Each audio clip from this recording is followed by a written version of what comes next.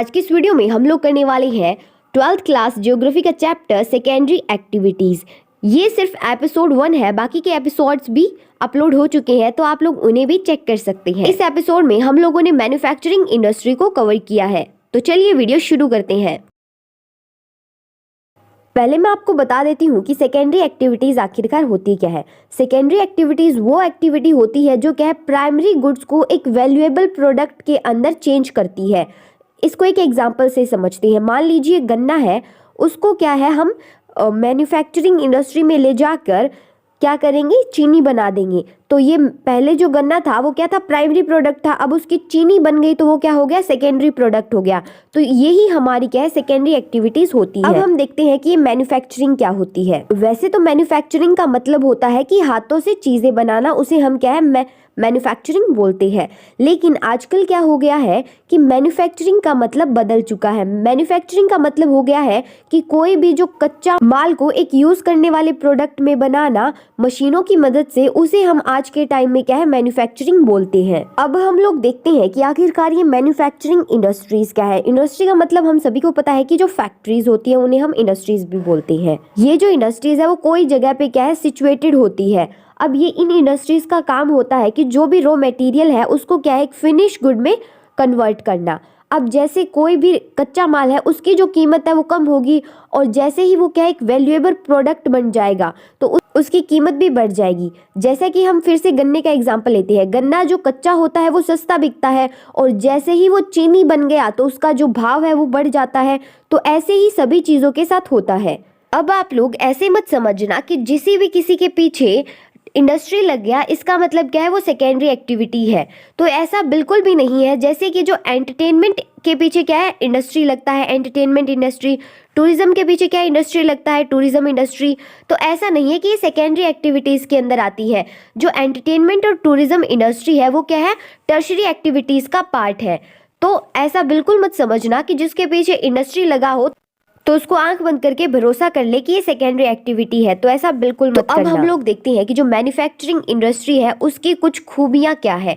तो पहली खूबी है कि यहाँ पे स्पेशलाइजेशन ऑफ स्किल्स होता है। इसका मतलब होता है कि जो एक वर्कर है वो सिर्फ क्या है एक ही काम करेगा। अगर किसी एक वर्कर का काम है कि वो एक गाड़ी के जो नट है वो सिर्फ वो नट कसेगा, तो क्या होगा कि वो वही काम करेगा, उससे दूसरा काम को वो हाथ ही नहीं लगाएगा।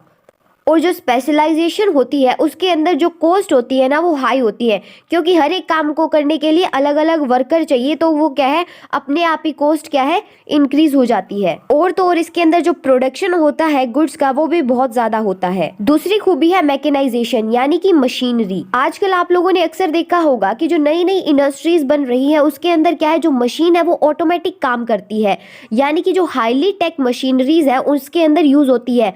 वहां पे ह्यूमन लेबर का इतना ज्यादा काम नहीं होता। और इन मशीन्स के अंदर इंसान को बिल्कुल भी सोचने की जरूरत नहीं है कि कब प्रेशर ज्यादा करना है कब कम करना है, मतलब कोई भी चीज कैसे कंट्रोल करनी है वो सारा कुछ कंट्रोल मशीन्स अपने आप करती है। तो अब हमारे पास आता है टेक्नोलॉजिकल इनोवेशन।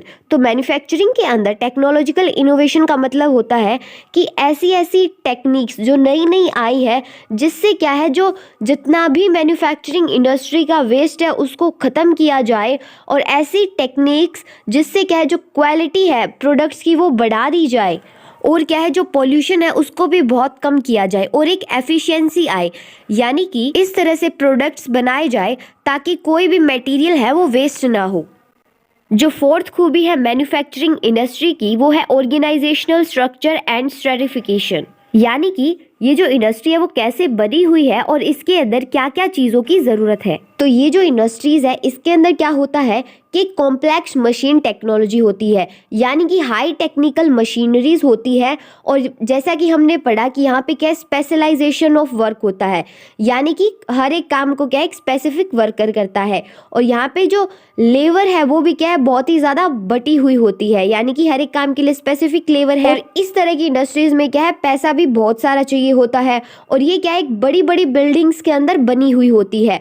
और इनकी क्या एक ब्यूरोक्रेसी होती है, यानी कि एक हियरार्की होती है कि पहले मैनेजर होगा, मैनेजर से नीचे जो काम कर रहा है वर्कर वो होगा। इस तरह से मतलब एक पूरा जो प्रोफेशनल वर्किंग सिस्टम यहाँ पे होता है। फिफ्थ है हमारे पास अनइवन जियोग्राफिक डिस्ट्रीब्यूशन, यानी कि ये जो इंडस्ट्रीज है वो क्या है अनइवनली बटी हुई है। ये जो इंडस्ट्रीज है वो ऐसी जगह पे होती है जहाँ पे जो रिसोर्सेज है वो बहुत ही ज्यादा हो, यानी कि मान लो एक कोयले की इंडस्ट्री वहीं पे बन सकती है जहाँ पे क्या है कोयला अवेलेबल हो। ऐसे ही हर तरह की जो इंडस्ट्रीज है वो उसी जगह पे बनना ज्यादा प्रेफर करेगी जहाँ पे क्या है उस तरह के रिसोर्सेज पाए जाते हो जिस तरह की वो इंडस्ट्री है। पूरे विश्व के अंदर ऐसे सिर्फ 10% ही एरिया है जहाँ पे क्या है रिसोर्सेज पाए जाते हैं हर एक इंडस्ट्री के लिए, और जहाँ पर इंडस्ट्री लगती है वो एरिया जो क्या होते हैं इकोनॉमिक और पॉलिटिकल पावर का सेंटर बन जाते हैं किसी भी कंट्री के अंदर। So that's it for the today's video guys, मिलते हैं नेक्स्ट वीडियो में। अगर अभी तक चैनल को सब्सक्राइब नहीं किया है तो जल्दी से सब्सक्राइब कर लीजिए और कमेंट करके जरूर बताना कि ये वीडियो कैसी लगी,